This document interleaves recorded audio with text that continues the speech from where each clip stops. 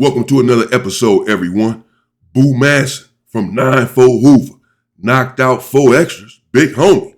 He was also stabbed by blood members and attacked another blood member in retaliation.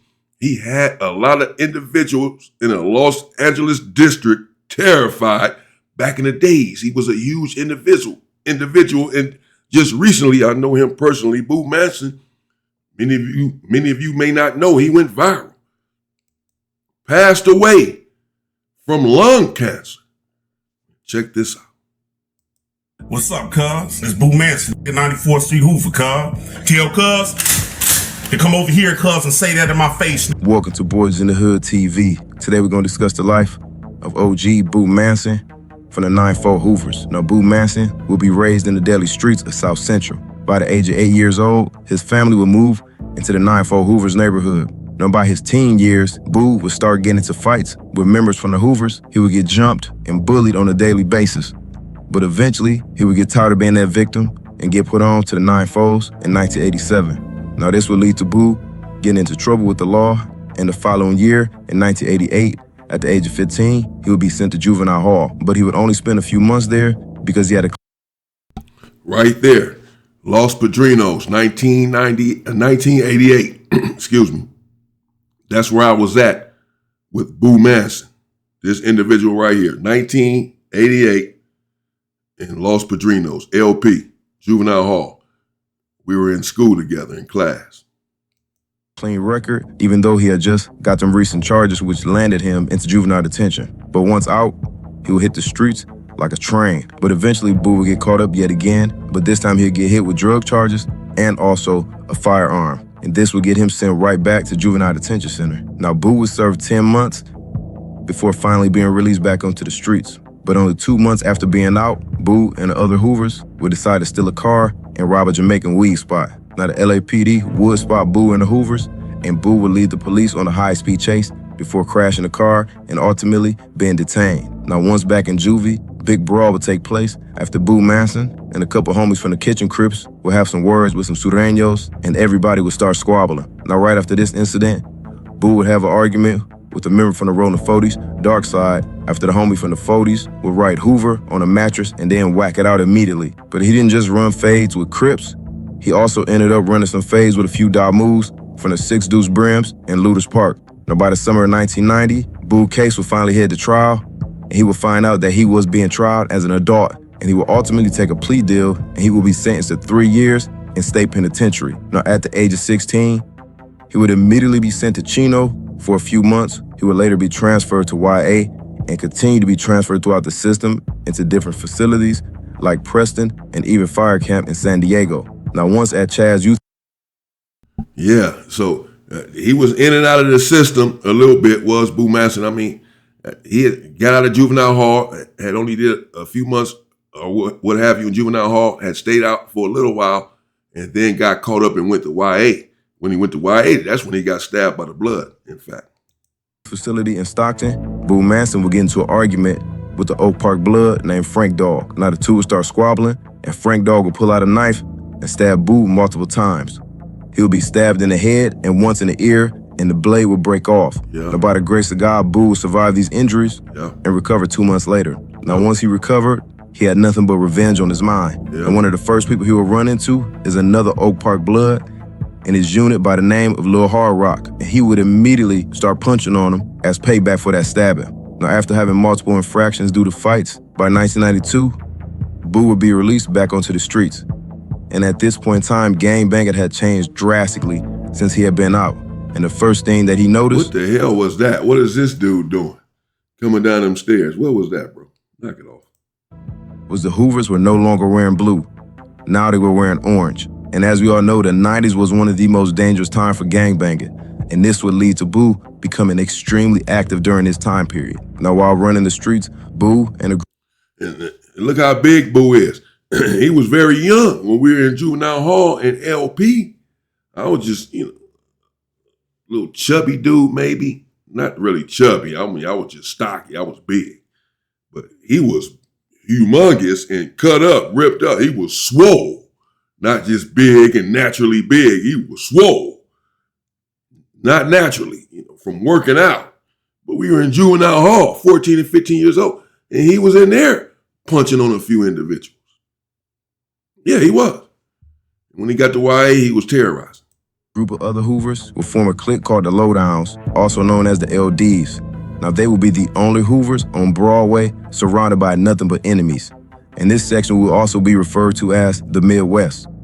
Now, Boo will be involved in multiple shootings with rivals and robberies. But 10 months later, Boo will catch another charge from his activities in the street. Now, this time he will be charged with being in possession of a firearm, which was a shotgun. Now, while being locked up at Wayside County, he would have an altercation with the Rolling 20 Blood member over soup. Now, the issue just didn't stop at child time, but during the church service, they would have a prayer circle where all the inmates would say a prayer over each other's cases. But that same Rolling 20 Blood would start talking negatively, and it would piss Boo off. And in the middle of the prayer circle, Boo would just walk up and sock the Rolling 20 Blood in his face, knocking him across the table. And immediately, both of them would start squabbling right there. Now, months later, Boo would eventually go to trial for those gun charges, and he would be found guilty and would be sentenced to prison in late 1993 at Cochran. Now, once there, Boo would get heavy into weightlifting and even win little different competitions. Now, after serving a few years... Not Cochran, but Corcoran State Prison. I got to Corcoran in 95, and Boo had really just left when I got there. I guess he got there in 93 or so. He had left before I got there. But again, he was working out this entire time. He ended up getting bigger, husky, corpulent towards the end, like a lot of individuals do. You stop working out, you stop lifting weights, you've been on the street for a while, you're eating all of these foods that you're not supposed to be eating, live a sedentary lifestyle, not active enough, and then it all turns to flab. He would eventually get out, and he would start staying in San Bernardino with the female that he was dating since 1980s. But this wouldn't last too long. In 1996, he and his girlfriend would get into a heated argument, which would turn physical, and she would immediately call the cops on him, having him sent right back to jail yet again. Now, once encountering in San Bernardino, he would have a fade right off the back with his cellie named Quake from 11-8 East Coast Crips.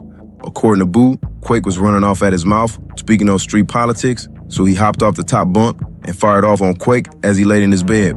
Now, these domestic charges would eventually be dropped, and he would be back out on the streets. Now, over the next several years, Boo would manage to steer clear of... See, you see it turning right there. He's still big and husky right there, but he's a couple burgers away right there from it turning all back. Any major charges, but he was still repping Hoover heavily. Yep. Now, during this time, he would get addicted to drug use and catch a few misdemeanor charges. Now, in the late 2000s, Boo Manson, along with the other few people in Memphis, would start up a 9-4 Hoover set. 9-4 Hoover Memphis, man, I'm back. Badass out here, man. Out here chilling with my nigga for a long time. You see him right there. He doesn't have to have his shirt off to see. With this crazy perm he got going on in his head or whatever that is. This beer. I don't know who this is with him. Talking about 9-4 in Memphis. Oh, my God. They putting on whoever, I guess, to get some numbers. And then he big as hell. Not in a good way. HLP Psycho, man. Yeah, nigga, y'all know the business. Nigga was striking. Free drone, man. Free drone. Yeah. Nigga, we doing the shit. Nigga here on long, nigga floss. Nigga, don't hate. Also that same year, a video will start to circulate on YouTube and on World Star Hip Hop of Boo Manson making threats to a man named Badass from Memphis who had allegedly been talking about him behind his back. Because you say badass cuz have been going around Memphis, running his mouth cuz talking behind my back. You tell that cuz, whenever cuz he wanna come say a damn thing about me, you tell him I said Manson family. Tell cuz to come over here cuz and say that in my face. All that shit cuz wolfing behind my back out of state. You tell cuz I said this ain't Jesus game. You tell cuz I said this Manson family. So a badass come running his mouth again, ask badass cuz I said who Manson gotta be scared of. Now a few years later, Boo would still be seen online, randomly dropping YouTube videos and allegedly still in the hood squabbling with whoever wanted to run fades from time to time. Forget neighborhood crip. Niggas West Side Hoover criminal gang, nigga, not bastard, nigga. Anybody could. I'm not going to get into whether he was in the hood squabbling and all this. Boo Manson was still around. He was still around. I'll say that. He was still around. He was still around. I got people hooping. Niggas who's on 91st and Broadway. Put me in work. Nigga, we the only hoopers on Broadway. But nothing but in these sets. It still got Broadway to this day, niggas, the Midwest. But although he was no longer active in the streets like he once used to be, it didn't stop him from repping the set. And also, in 2025, he would be seen calling out 4Extra for a fade. But he would also make this fade a little bit personal, as he would reference knocking out 4Extra's big homie by the name of the Godfather back in the 80s. Because 4Extra is doing too much talking on the internet, like he can't be touched. Godfather, his big homie Godfather, he was roofing the same shit. And I'm not just too far. When I got out with him, big Godfather, dark side 40s. I knocked his too far. It wasn't even a fade. Second to knock his big homie Godfather too far, he balled up. But that same year, Boo Manson will be diagnosed with an aggressive form of lung cancer. And he will take to the internet on his Facebook page to talk about it. I love my kids, man. I love my family. I love my friends, man. Y'all showed y'all love. Y'all showed love, straight love. I love y'all for that, man. Damn. Are they hungry, you know what I'm saying? Cause, shit.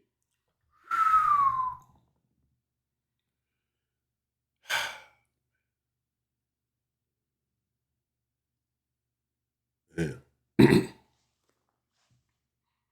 don't even look like him. I mean, obviously, you know, with the weight loss and all, but I'm saying even in the face and just whatever, weight loss in the face too, but still I'm just saying it doesn't even look like it. But that's what happens with the cancer.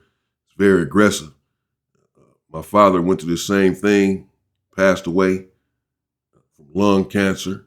He had stopped smoking a few years prior, my father did, but it was already too late. He had stopped smoking. He died at 62 in 2010, in January of 2010. He was a big dude, my father. He got small, just like this. He got thin, quickly, rapidly. I mean, one day he was like my size, and 2 days later he was just like this. I mean, in a matter of hours. What the hell is this? It's crazy. Just ate him up quick. I'm talking about quick. See how big Boo Manson was, right? All of his life. Even when he got bigger towards the end, he was still big. It was just bigger, not, you know, necessarily muscular, but still a big dude. Back in juvenile hall, as I say, you can see the pictures from him back in the day. He was big, strong, intimidating, imposing. And not just big and strong, he was violent. He was putting in work. He'd go upside your head.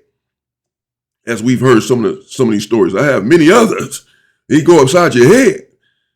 Like he wasn't just talking, and it wasn't for show. It wasn't bluff. It was buff, not bluff. He was really big, but then he'd come at you. Not because he was big, but just because he had the heart to do that, depending on the situation. Then, you know, he sort of went viral last year or so, a little bit. He called out 4Extra for a fade, for a fight, saying what he said there, that I knocked out your big homie, knocked his tooth out. He didn't want to fight. What's up with you? You squabble up, or what have you. He was still, again, a big dude at this time. Lung cancer, I don't know. I didn't even know that if he smoked or what, because you can get lung cancer, don't smoke, get secondhand smoke. I haven't seen him with a cigarette yet.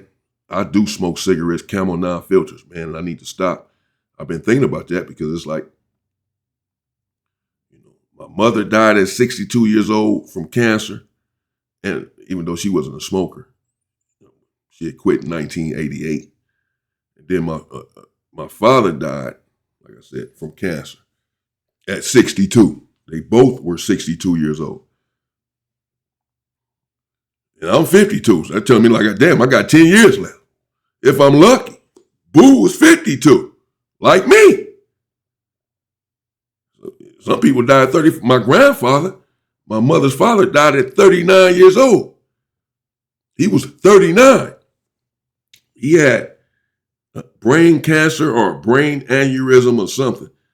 And then they did brain surgery on him.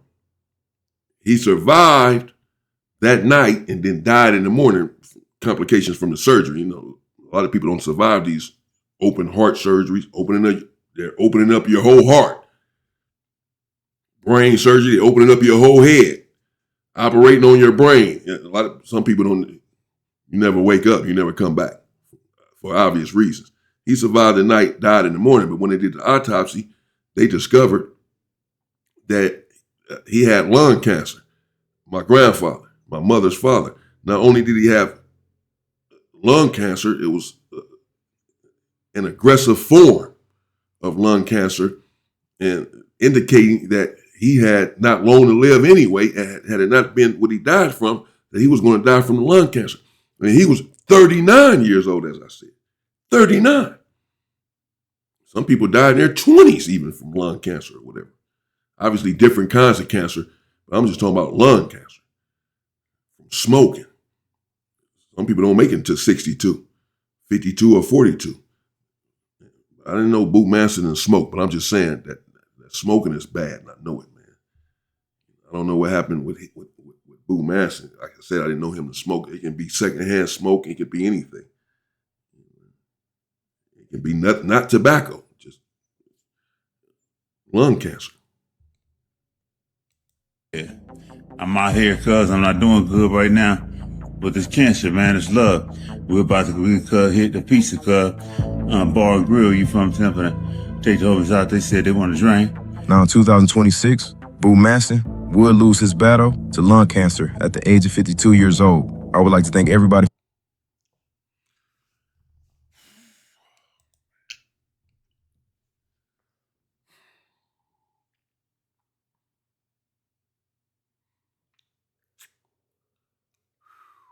Yep. Rest in peace, bro.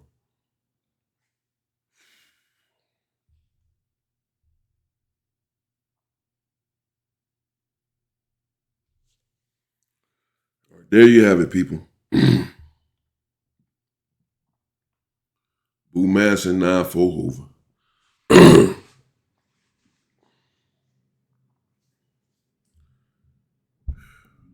Lost his battle with lung cancer. Yeah, he was on the internet. He was popping it a little bit. That's just sort of our nature and our culture. He didn't mean anyone any harm. He was not a bad person at all. He had changed and was a different person towards the end. I don't know. These sort of things happen. It's just extremely unfortunate. We all got to go, that's for sure. But we don't want to do anything to precipitate that, to bring it closer if we can help it. It hurts me personally, of course. A lot of these stories do. A lot of us haven't had a chance to live our lives, or we had a chance, but we didn't do right with the chance that we had. So we haven't lived our lives successfully yet in the right way. And then we're taken out and never have a chance to redeem ourselves and redeem our lives. I'm trying to work hard now, work overtime to redeem myself in my life while I still have a chance. Who knows? Who knows how long any of us have? You know, who knows, man? Rest in peace to the brother. Rest in peace to Boo Manson. There you have it.